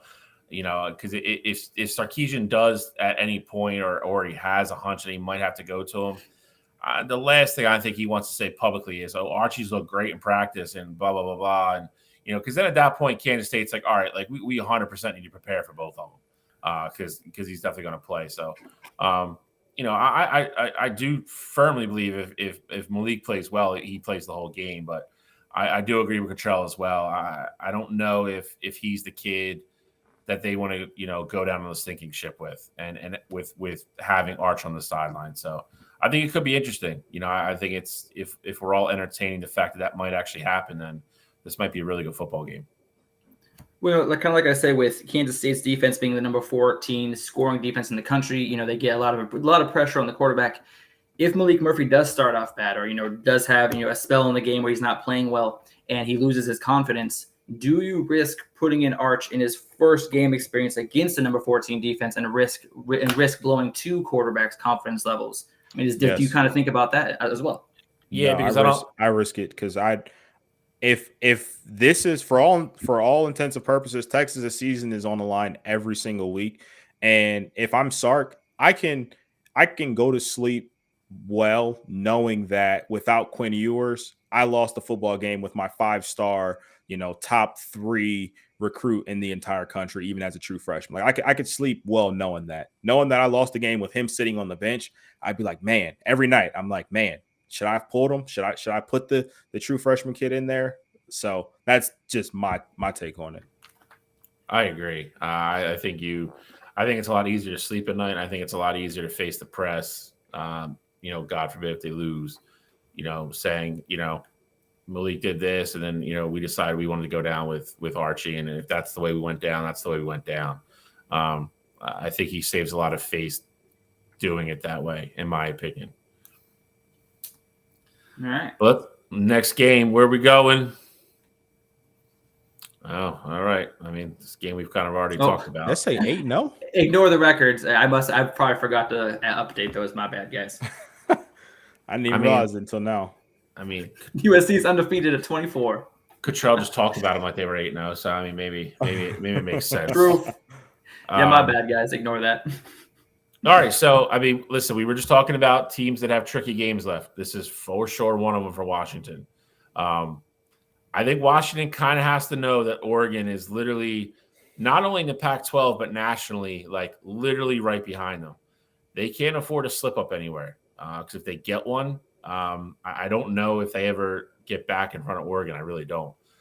Traveling to USC, a team, I guess maybe you could say is dangerous because they have nothing to play for. Caleb Williams. I think this becomes the Caleb Williams showcase now until they decide to shut him down. Which, if they lose this game, might be this game. Washington has not looked good their last 2 games. There's no way to sugarcoat it. They look like crap. I'm just going to say it. You could make an argument that they could have realistically lost both. USC has a dynamic offense and a flag football defense. They're terrible. I don't know how, if there was ever going to be a get right game for the Huskies and Michael Penix Jr. and those, and that great receiving core that he has, this would be the one. Still, though, look at it on paper, I believe this is only 3.5 points, somewhere right around there. It's not a lot. Yep. 3-point game. Interesting game tonight in Southern California. Mr. West Coast, tell me about it. What do you think? Well, this is the quarterback matchup we've kind of been waiting for. I mean, obviously we had the Bo Nix, Michael Penix, but from the very beginning of the season, Michael Penix has had a lot of Heisman hype. Obviously, Caleb Williams won last year. So this quarterback matchup was on a lot of people's, list for, possibly game of the year. 6,000 yards passing, just under 50 touchdowns combined this season. I think that the over-under, you could not put that number high enough with what the offense is going to do in this game. And one thing that really, really kind of stands out to me is USC has allowed 28 points or more in the last 6 straight games. To me, that is the most telling stat in this segment. Washington, their offense has been looked a little stale lately, but one thing that has stayed consistent is that repetitive defense of constantly getting stops. They still allowed 22 points over the last couple of weeks. They won that close game a couple of weeks ago, 15-7, but their defense still looked phenomenal. And that's something that USC's defense hasn't looked all season, and that's wonderful. And that's kind of what the difference is. I think Washington does cover that 3-point spread. I think this is a very high-scoring game. The only kind of, asterisk here is, what will Caleb Williams do? What will Caleb Williams look like? Last week against Cal, they were down late. They were down big late. Caleb Williams, mounted a comeback. They won that game 50-49 against a very unexpectedly feisty Cal team who plays Oregon today. I'm excited to talk about that game here in a little bit. But like I said, I think this game is going to be probably I'm thinking 52-39 or 40 point game. I'm thinking 90 points is not out of the realm of expectations here. But I do think that Washington is going to get those more stops than USC will. And that's kind of where I'm at. I mean, you got the number 8 scoring team in the nation against the number 2 scoring team in the nation. So it's gonna be fireworks all night. Yeah, I'm with you, Alex. I definitely agree. I know the over/under is set at 77.5, and I think the game definitely goes over as well. You talk about that Washington defense and them only giving up 7 points to Arizona State, but let's not forget that they just gave up 33 points to 2-win Stanford. That I know they look great against the Buffs, but who did look great against the Buffs offensively? So I do have some question marks about that Washington defense, especially going up against this USC team. And the other thing that, we just keep glossing over the fact that, we keep saying it, USC has nothing to play for. I know they don't have college football playoff aspirations, but let's not forget they only have 1 loss in the conference right now. And if they beat this Washington team, then they're going to have the tiebreaker over them because they're both going to have 1 loss in the conference and they're going to have the head-to-head win. So I think, USC doesn't want to only play for, a conference championship, but I fully think that Lincoln Riley has those guys bought into, hey, we got to the Pac-12 championship last year and we didn't take care of business. You have no idea how everything else is going to shake out. I know there's never been a 2-loss team that has made the playoff before, but look, we still got our season in front of us. If we go out there, first we got to take care of business. We beat this undefeated Washington team. They're number 5 right now. Next week, we got number 6. And guess what? If we beat number 5, we're probably going to be facing number 5 again next week. So I think that Lincoln Riley is going to have those guys amped up and ready to go. And I got USC winning this football game outright. I think it's going to be absolute fireworks. I got it being a 47-44 game with Caleb Williams leading that USC team down the field and ultimately kicking a walk-off game-winning field goal. So I think it's going to be a high-scoring game. I just don't think it's going to be high-scoring as you guys. I think both these teams end up in the 30s. I think it's a very good football game. It's probably back and forth, a lot of up and down and big highlight Sports Center type plays. I think it's probably somewhere like 38, 35, somewhere in there, 37, 34, something like that. I think both these guys play really well. And again, when it boils down to it, I would have to say whoever has the ball last, I think wins. I have a little bit more faith in Washington's defense, obviously, than USC's. God forbid, like they give Michael Penix Jr. the ball back with like 2 minutes to go, down by 3 or 4, because USC turn the game off. Might as well, because just wait for it. Just find another game to watch. Just wait for it to update on the bottom line, because that's what's going to happen. You're going to get the score alert, and that's going to be it. I'll say Washington finds a way to win this. I do agree a little bit with Cottrell. I think there's a really good shot. I would say definitely better than average that USC could pull this game out, because I just don't think Washington's playing well. But again, if there was ever a defense that's going to let your offense, kind of get back on track, it's definitely this game. So my official pick, I'll go Washington, but I won't be surprised at all if USC wins. I will say the one thing that I've been consistent on, if you show me that, you show me in multiple weeks that you're asking to be beat, I'm going to pick you to be beat that third week. And I think the last 2 weeks Washington has shown me that, hey, we got the great win against Oregon, but if somebody wants to come beat us, we're okay with it. Hey, and if you don't mind me saying really quick about your knock on Washington giving up 33 points to Stanford last week, just so you know, they have 2 wins on the season. 2 of those wins were quarterbacked by Ashton Daniels, who is the quarterback at Stanford. He's only played 4 full games this year, and he actually is a kid to watch for in the future. He's a sophomore. So don't kind of knock on Stanford's offense. With him at the helm, they look like a totally different team. He threw for over 300 yards, almost 400 yards against Colorado in that comeback win, and almost 400 yards against Washington last week. So I'm just saying that quarterback, Ashton Daniels, now that he's leading that Stanford team, don't knock that offense. Okay, what about those other 2 games? What were his numbers in those games? Yeah, no problem. So he played against Hawaii week 1, 350 right? versus Colorado. Okay, right.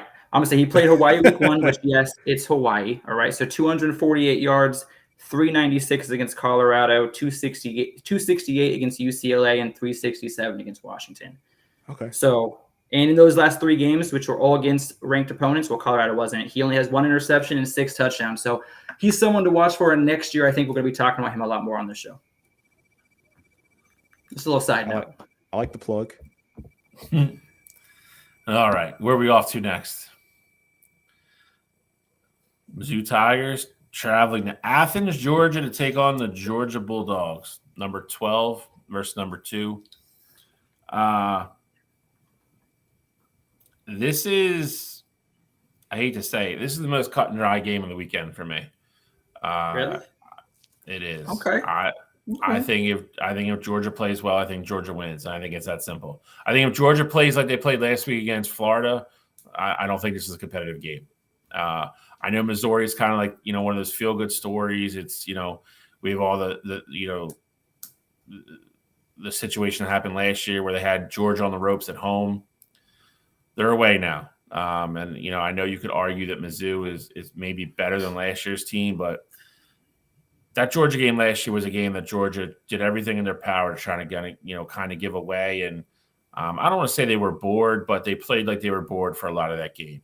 And when they had to flip a switch, they did, and they turned it on, and they ended up pulling the game out. I don't think you're going to see that later on this afternoon. I think Carson Beck and them have a lot of confidence, especially if they're putting up 43 on the Gators with no Brock Bowers.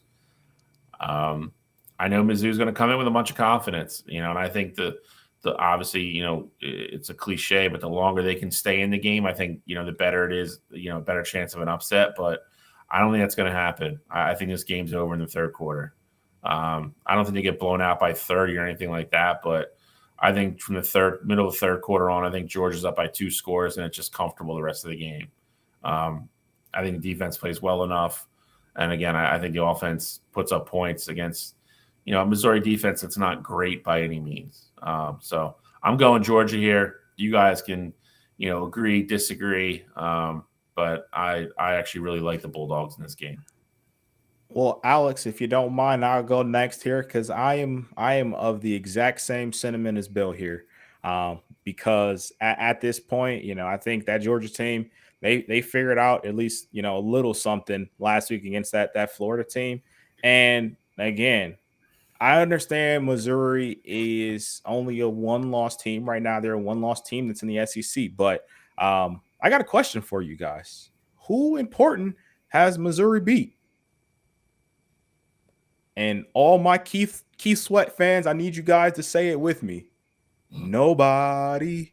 Because that's the case, Missouri is the team that has not beaten anyone yet. I don't know how good this Missouri team is. I understand, Brady Cook has looked well, and I've been a fan, I like that Missouri offense, but them being number 12 right now, I have no clue how you can justify that with what their schedule looks like. And, if you put their schedule out there, you don't put what conference that they're in and who the team is, there's no way you tell me that team is the 12th best team in the country and they deserve to be ranked number 12. So that's really where I'm at right now. I think Georgia takes care of business. I fully expect them to dominate.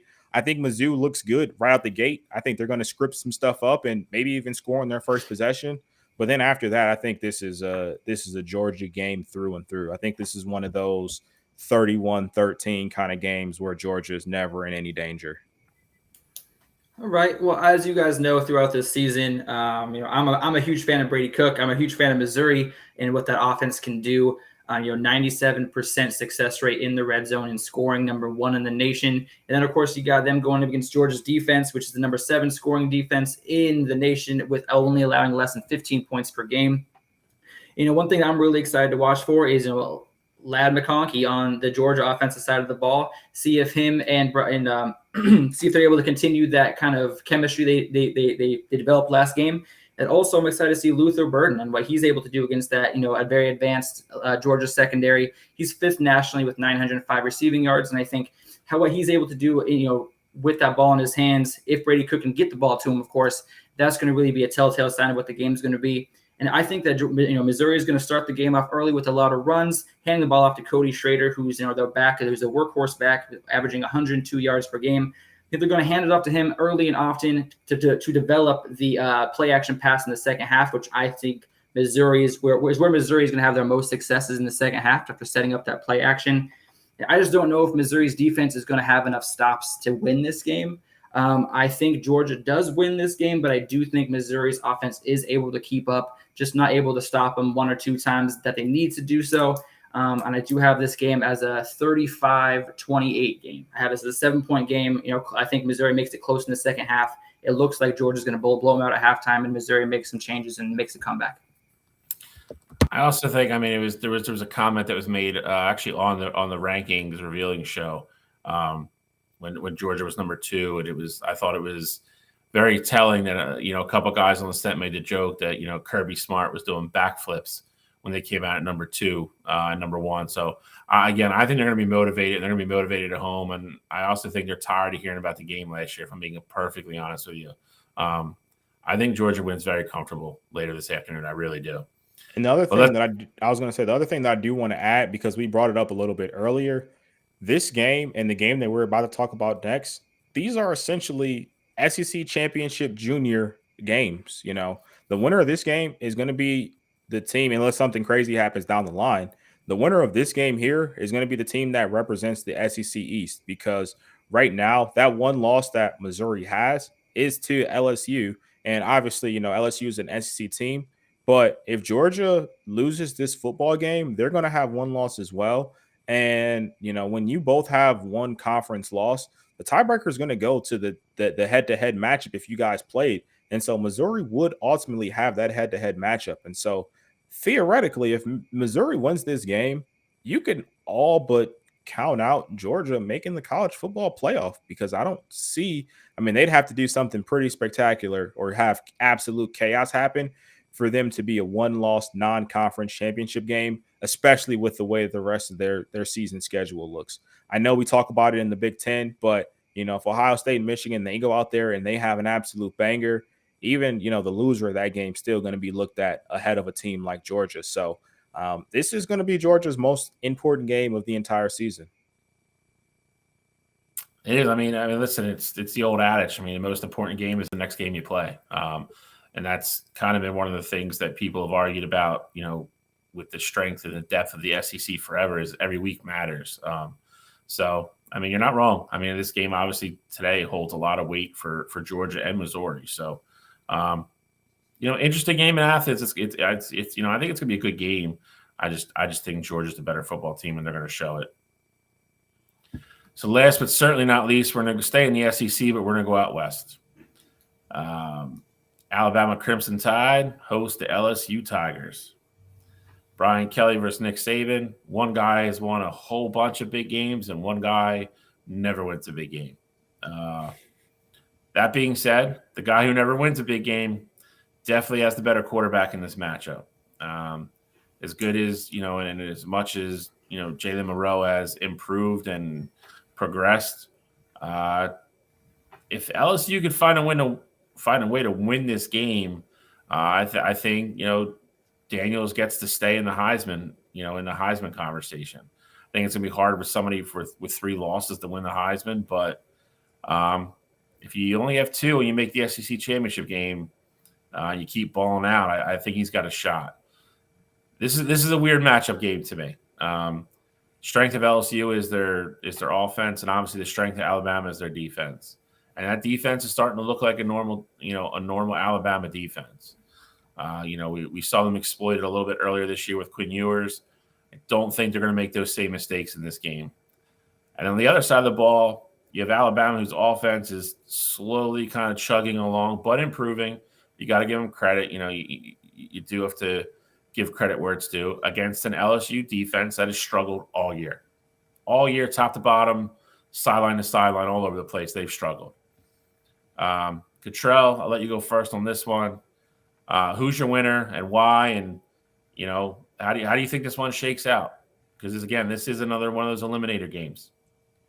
So for me this week, I think this game, it reminds me so much of the game that we saw so much earlier on in this year, and that's Alabama versus Texas.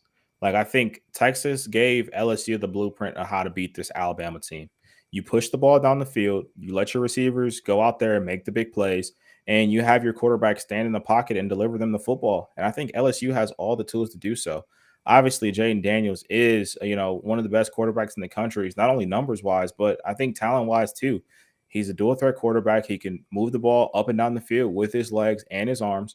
And he has one of the best receivers in the country in Malik Neighbors. So I think that this LSU team needs to put that pressure on Alabama. And I ultimately think that LSU is going to win this football game. I say it every week about Bama, and I do give them credit because they haven't let teams do this. But you limit the big play. You make Jalen Milroe stand in the pocket and make his decisions.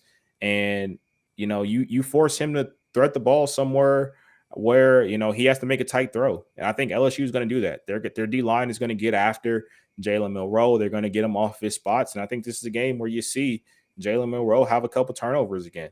And so ultimately, I like LSU to win this football game. I feel like every time we come on here, I pick against Bama, then they go out and prove me wrong. But I really see this being one of those, kind of firework-esque kind of games where LSU just has a little bit too much in the tank. And I think the interesting thing, too, is that LSU won this football game last season as well. I know it was in Death Valley, but Bama, they probably have a chip on their shoulder coming into this one as well. Yeah, I mean, this game is exciting. It's going to be exciting to watch.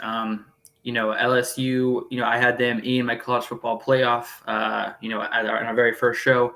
And personally, I think they are the best 2-loss team in the country. The rankings have that. I don't think anybody here can really truly deny that. One thing I'm looking at here is, where was it? Yeah, is I'm going to make a huge statement here. It's not that bold of a statement, but if LSU wins this game, I think that puts Jaden Daniels in the front seat for the Heisman Trophy this year. Honestly, I don't think that's that bold of a statement. I think I only say it's bold due to how early in the season it is. And, the over-under right now is at 61.5. I think these offenses are going to be rolling the whole time. And I think that Jaden Daniels is going to be the difference. He's thrown for 2,500 passing yards this season, 520 yards on the ground. I think he's ultimately the difference maker. Bama's defense can be as good as they want, but one thing you can't predict is a quarterback that's mobile. Besides last week against Army when he didn't really have to run, he had over 100 yards average rushing in the 4 previous games before that. And I expect him to use his feet this week, have over 100 yards on the ground, throw for over 300 yards. Neighbors primarily is going to be his main target. And I think LSU does actually finally put that second loss on Bama's resume this week. Alex, we're on the same page. I love it. It's about you guys found something to agree on. Honestly, this seems to me like one of the easier picks. Like I know it's LSU, they're at Bama, but like Bama's already lost the game at home. And like I said, their defense can be as good as they want, but one thing you can't game plan for, you see it with Lamar Jackson in the NFL all the time. You can have every receiver covered, every back, in the flats covered, and you can't control what he's going to do next. And Jaden Daniels is looking immaculate on the ground this year. He's honestly, I think his vision as far as running the ball has looked way better than last year. He's on pace to absolutely destroy Marcus Mariota's 2017 numbers when he won the Heisman. And so, like I said, LSU wins this game. He's going to be my new front runner, and honestly, it's going to be his Heisman Trophy to lose. Alex, I could not agree with you more, and I'm glad you said that because that was 100% a point that I wanted to make. If you go out there and he has the same caliber game that Quinn Ewers had earlier in this season, I 110% agree with you that this is going to be Jaden Daniels' Heisman to lose, even with those 2 losses. Yeah, but really it's going to come down to that matchup with Kool-Aid and Neighbors in the secondary. If Neighbors can really show why he is one of the top 3 receivers in the country against Kool-Aid McKinstry, that's going to be a great matchup, and I'm hoping that we get to see a lot of those matchups throughout the game. All right, that will conclude our previews for this week. Again, a lot of big games this afternoon, so to tune in, watch them. A lot of things that are going to affect a lot of other things. So let's get into upset alert. I think I'll let Alex go first. I think he kind of tipped his hand on this one a little bit, but I will let Mr. West Coast go first. Then we'll get into pick 'em and we'll wrap it up here and get ready for some football in a couple minutes. Well, you're right. I definitely did tip my hand, which I was trying not to do, but I couldn't help myself. Ultimately, this game, 3.5-point spread. We got Kansas State going to Texas, take on the Longhorns. We got Malik Murphy, who, like I said last week, we saw a lot of Jordan Brooks in a game that was really never in. Sorry, Jonathan Brooks, which in a game which was never really in question for Texas. And even in a game that wasn't in question for Texas, they really didn't kind of see what he could do. They didn't open up the playbook and kind of test him out. They did a lot of dump downs. Like I said, a third of his passes were completed to running backs behind the line of scrimmage. So we still don't know what Malik Murphy is going to bring to the table. And with Kansas State's 14th ranked scoring defense and that constant pressure they're going to give him, I see them forcing 2 or 3 turnovers this game. Ultimately, I think that's why Kansas State is going to go into Texas and take care of business. Go ahead, Cottrell. So mine this week, I lost last week. I picked Wyoming. I've been trying to give you guys some low key picks. I'm going back to what I feel confident in, and for me this week, I'm picking USC. I think USC is that team, the 3-point dogs. And I fully believe that Lincoln Riley is going to have those guys geared up and they're ready to go. And, I know they've heard all the noise and, we talked about it before. It's tough to get up for every single game. And, you got to play the games that are in front of you, things like that. I almost feel like USC has had this game circled on their calendar since they lost, earlier on in the year to Notre Dame. Just because they knew this was going to be the one matchup where they're back in that prime time slot, and they get to show who they really are. So I think especially with what's all on the line here in the stake, putting your name firmly in that hat for going to the Pac-12 championship game, I think Caleb Williams is going to ball out. We're going to see him rebound. He's been very lackluster, back down to earth these past few weeks here. I think you're going to see that number one, no doubt about it, first round pick and first pick in the draft, Caleb Williams, where he has 400 plus yards. He throws for 5 touchdowns, maybe even 6, and they get that upset win over that Huskies team that's been asking to get beat. All right, 2 very good picks so far. I'm going to stay in the Big Ten, and I'm going to go Penn State at Maryland. I think it's a tricky game for Penn State. Maryland always plays them tough. I think it's kind of a geographical, kind of like close rivalry. It's not one that gets a lot of attention, but Maryland's given Penn State fits, in the past. I think Penn State, James Franklin is kind of got involved in the whole, a Michigan debacle right now, and maybe their focus is elsewhere. And I think it's a look-ahead game. They have Maryland this week, and next week Michigan comes to town. So I think it's a tricky game down in Maryland. Maryland's lost 3 in a row. Their season's, there's a lot of people that pick them to win, 9 or 10 games and possibly upset a Michigan or a Penn State this year. So, and their season's kind of falling apart. So maybe going home, backs against the wall. Maybe it's an interesting game, but I will put Penn State on. I will put Penn State on an upset alert for this week. I think it's a very tricky trip down to College Park for Penn State. So those are our upset picks for the week. Let's get into pick 'em. It was not a good week for the show last week. I will put it that way. But do we really all have the same record? We did. We had the same record last week too. We did as well. We all went 1-2 last week.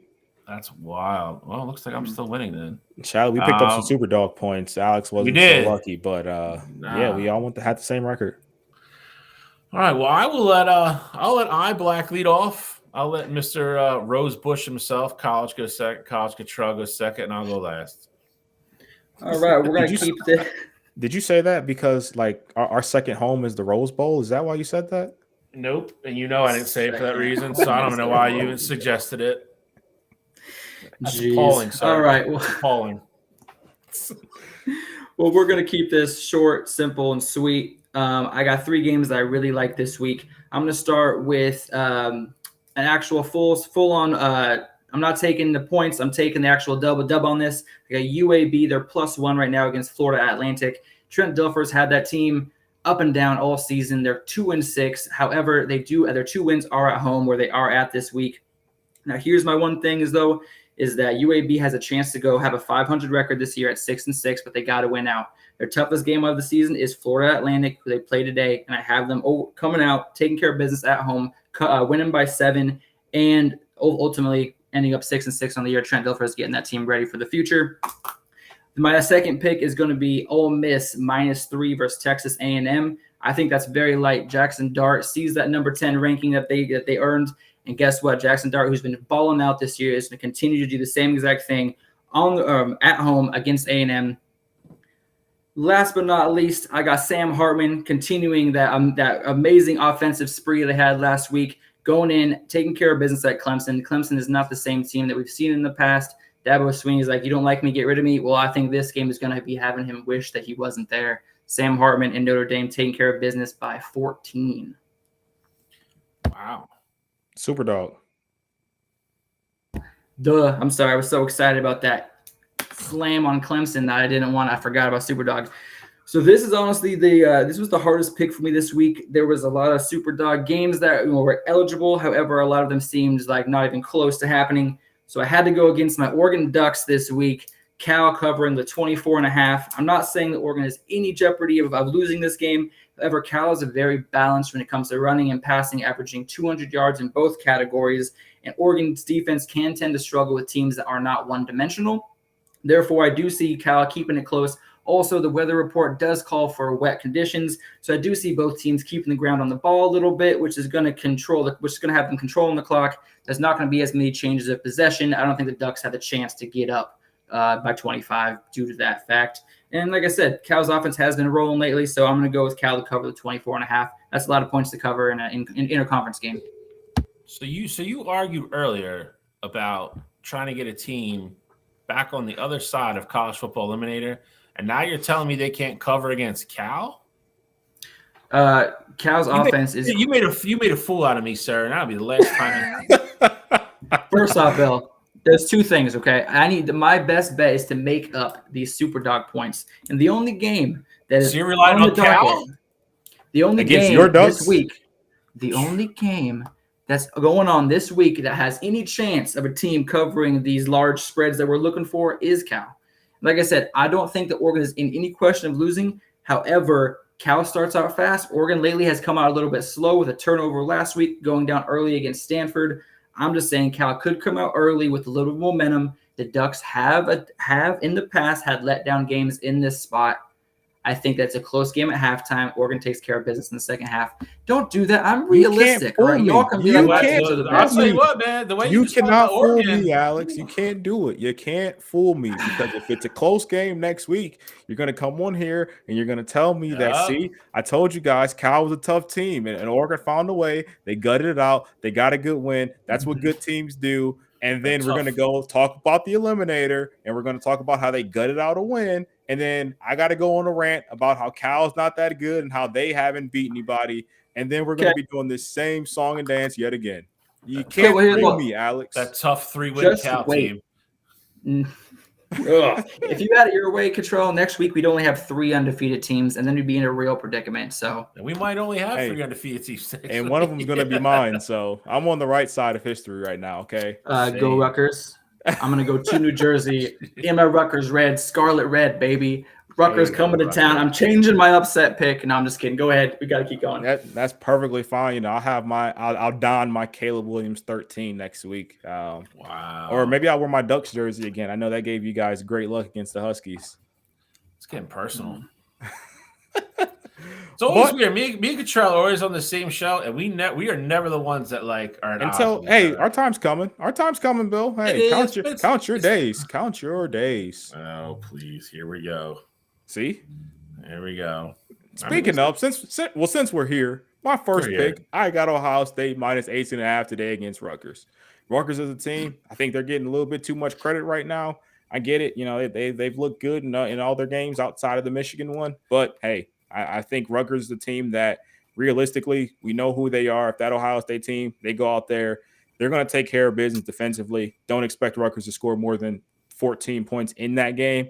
And I think offensively, it's a game where, you know, they're getting all their weapons back. And, you know, Mecca should be back. Travion played last week. I think he's going to be healthy. Ohio State should take care of business and cover that 18.5. Second game I'm actually going to agree with Alex here on this one. I like Notre Dame -3 at Clemson. I think Dabo has that locker room completely turn against him. And, you know, he's more focused about what students are talking about on his radio show as opposed to getting ready for football games. So I think Notre Dame, they did something that Dabo Swinney has historically not ever done, and that's hit the portal. They got Sam Hartman, and I think Sam Hartman is going to be the guy to, you know, really blow out the flame on that Clemson team this year fully. Last game I got James Madison -5.5 at Georgia Southern. I think JMU is a team that feels very disrespected by not being in the top 25. They're an undefeated team right now, and they haven't had, you know, last week they did have a rather close game, but outside of that, they haven't really had, you know, close games with anybody. Their offense is, you know, one of the more potent offenses in the entire country. And you see Air Force get ranked at 25, but you're not there. I think JMU is going to take that personal, and they're going to go to Georgia Southern and really take care of business there. The last game my super dog that I like, and it's not Cal. I got Army plus 18.5 versus Air Force. That's that game right now. The over-under is at 31.5. Clearly, Vegas thinks it's going to be a low-scoring, slug-em-out game. And if that's the case, it's going to be real hard to cover 18.5 if you're just going back and forth in a slop fest. So I like Army to pick me up some super dog points this week. So those are my 4 picks of the week. So I'm going to go through mine real quick because 2 of mine actually, you know, a match for Cottrell, so I'm not going to spend too much time on them. You know, we're going to take Notre Dame -3 across the board. So nobody's making up any ground on that pick this week. Hopefully we get it all right, though. Be very interesting to see, though, if Clemson 9 weeks in the season is sitting there 4-5 with a losing record. It could get very interesting in South Carolina with Clemson. So I like Notre Dame, though. I like their defense, and Clemson's offense still looks like they're lost in the woods without a flashlight. So I will take Notre Dame -3 on the road. The second game, I'm going to go Washington -3 at USC again. I think this comes down to whoever has the ball last, probably. But that being said, I just don't trust USC's defense. Until they prove me wrong, I'm going to keep picking against them because I keep winning games. Love Caleb Williams. I think the kid's a stud. I think he's a bona fide star on the next level. They play defense like a flag football team. I don't know what else to tell you. It's really bad. So I'm going Washington -3 on the road. Next game, I'm going to go Oklahoma minus 5.5 at Oklahoma State. I think Oklahoma State stinks. But more importantly than that, Oklahoma kind of got their wake-up call last week. They can't afford to lose this game. They got to go on the road. I know it's a rivalry game. I don't think this game just has as much juice as a lot of people would lead you to believe that it does. I like Oklahoma big, going down to Stillwater and beating up on Oklahoma State. And then my super dog going to be the same as Cottrell's. We looked at this game exact same way. Academy game, Army versus Air Force. Academy versus Academy are always tough games. You see it every year with the Army-Navy game. Both teams like to run the ball. They run the same damn offense. I just don't see any kind of spot where Air Force wins this game like 30-0. I just don't see it. So I'm going to go Air Force plus 18.5 to win me some super dog points as well. So those are my picks for the week. So we are done. We were actually a little early. Well, I actually had a question from a fan, so I'll throw that out there real quick. Does the fact that James Madison is not eligible for a bowl game this year, do you think that affects them not being ranked? Yes. It shouldn't, and the whole damn thing annoys me. I know Cottrell feels the same way, so it's the whole thing's annoying. I don't even know what else to say about it. 100%. That's the reason. Like, that's no other way around it. That's 100% the reason. Who do they have this week? Georgia Southern. Georgia Southern's actually Georgia State. Georgia State's actually having like one of their better seasons this year as well. So if they go, and they're on the road, correct? Yes. Yeah, they win that game, they're going to have to be ranked next week, especially with some of those teams in that last 5 might lose and come out. I just don't see how you don't rank James Madison next week. And honestly, I don't see the point in not ranking them because they're ineligible for the bowl anyway. So even if they were the highest ranked team, in the group of 5, they can't take the invitation anyway. So give the kids at least something and rank them where they deserve to be ranked. So listen, I'm gonna address this as quickly as I can because there's really nothing much to say. Obviously, with me being a Michigan fan, I'm getting messages all week long about what's going on. I can't even get in on the James Madison before we. No, it's not important. It's not important. I already talked for you. We're done. Listen, I don't know. Like, I don't have like a magic wand, and I don't know more than other people know. I can tell you that. I can tell you. I think if you have any kind of common sense, you can wade through some of the BS that's been released of not being true. But the rest of it, we just really don't know. I've talked about it on the other show as well. When it comes out and we actually have facts, like I've said before, if they really did it, then they deserve what they get, and that'll suck for me. And that will not be fun to see what kind of punishment comes down in that program. But that being said, nobody knows yet, so there's nothing I can really comment on. I'm not going to sit here. Me, Cottrell, even Alex have gone back and forth with some of the funny things we've seen on Twitter and posted, and we've joked around about it. But honestly, that's what it is. We don't know if it's true or not. There's so much stuff that's been leaked that's already been debunked, and other stuff we just don't know. I just don't want to sit on here and talk about it as fact because we just honestly don't know. Like when the investigation is done and the evidence has been presented and we know what is actually factual and what's not, I promise you we're going to talk about it.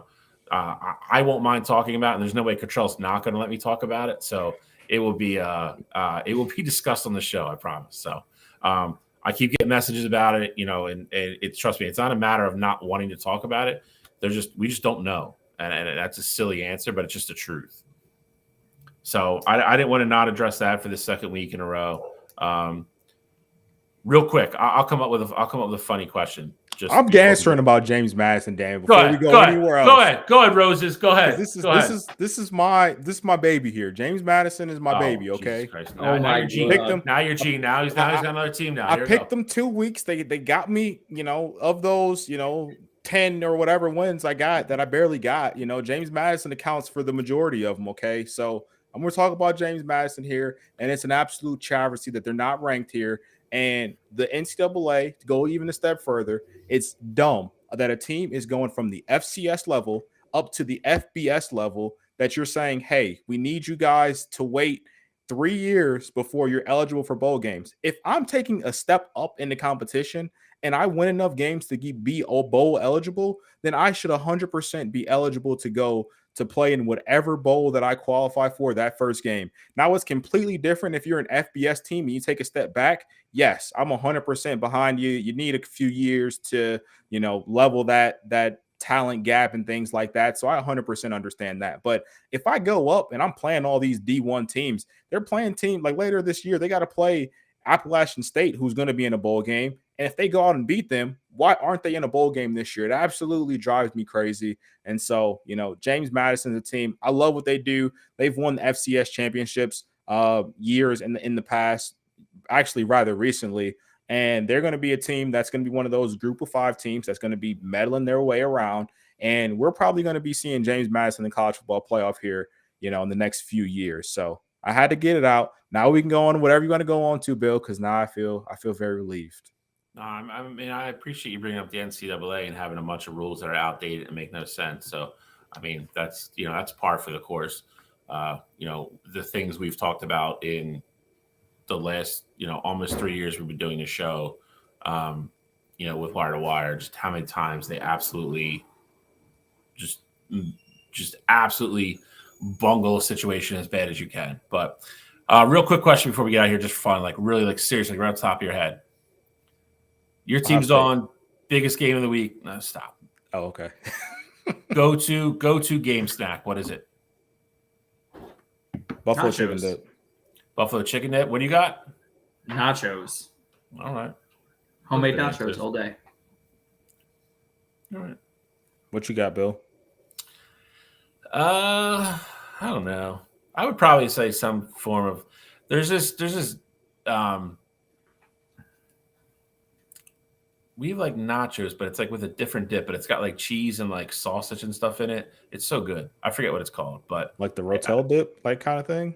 Kind of, but it's different. But it's along that line. Yeah, sounds pretty good. It's good.